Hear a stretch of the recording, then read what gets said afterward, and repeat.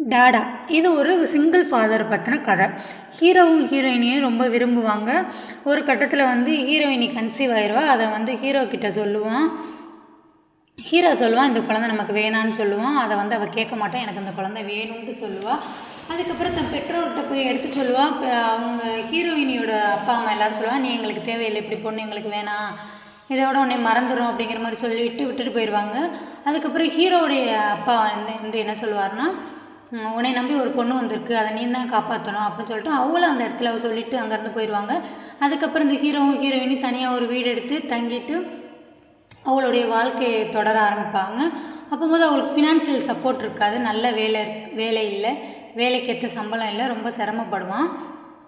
அதே அப்படியே ரொட்டீனாக வர வர வர ஹீரோவும் ஹீரோயினுக்கும் அடிக்கடி சண்டை வர ஆரம்பிக்குது. இந்த சண்டையினால் 2 பேருக்கும் மன வருத்தம் ஏற்படுது.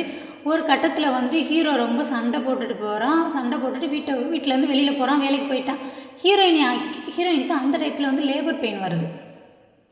அவளும் ஃபோன் அடித்து பார்க்குறா. ஹீரோ ஃபோனே எடுக்கலை, ஃபோன் அவனுக்கு சைலண்டில் இருக்கு போல். அவன் அதை கவனிக்கவும் இல்லை, வேலை ப்ரெஷரில் அப்படியே போயிட்டான்.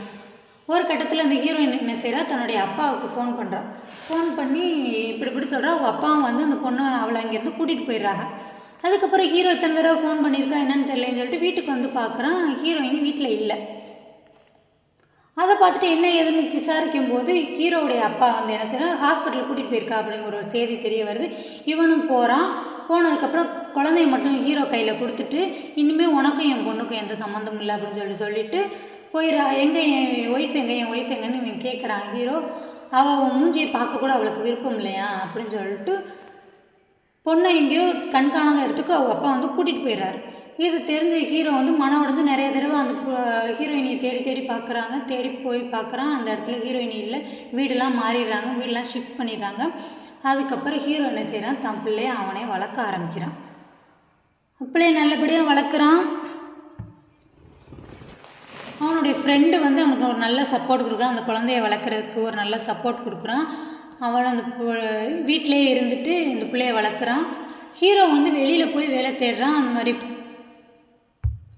ஒரு நல்ல ஃபாதராக தன் பிள்ளைய அவன் நல்லபடியாக வளர்க்குறான். ஒரு கட்டத்தில் அவனுக்கு ஒரு நல்ல வேலை கிடைக்கிது. அந்த வேலையை தேடி அவன் போகிறான். அங்கே போய் பார்த்தா தன் மனைவி தான் மேனேஜராக இருக்கா. அதை பார்த்தோன்னே அவனுக்கு என்ன சொல்கிறதுனே தெரியலை.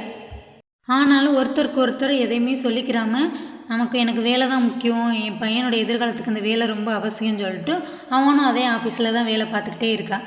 ஒரு நாள் என்ன செய்கிறான், தன் ஆஃபீஸ்க்கு வந்து தன் பையனை கூட்டிகிட்டு வர்றான்.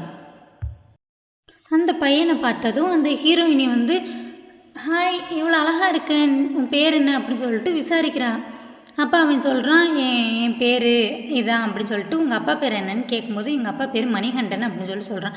மணிகண்டனா அப்படின்னு சொல்லிட்டு கேட்டோன்னா அவளுக்கு அதிர்ச்சி தாங்கும்ல. அவனுடைய அப்பாவுக்கு அவள் ஃபோன் பண்ணி என்ன நடந்துச்சு ஏதை நடந்துச்சுன்னு கேட்குறா. அதை விஷயம் அவங்க அப்பா வந்து மன்னிச்சிருமான்னு சொல்கிறாரு. இப்படி நடந்துச்சு, உங்ககிட்ட எல்லா உண்மையை நான் மறைச்சிட்டேன் அப்படின்னு சொல்கிறா. இதை கேட்டதும் ஹீரோவிட்ட ஓடி வர்றா. ஓடி வந்து நடந்த உண்மையெல்லாம் எடுத்து சொல்லிவிட்டு ஹீரோயினி குழந்தை 3 பேரும் ஒரு சந்தோஷமாக குடும்பமாக வாழ ஆரம்பிக்கிறாங்க. இதுதான் அந்த கதையோட முடிவு.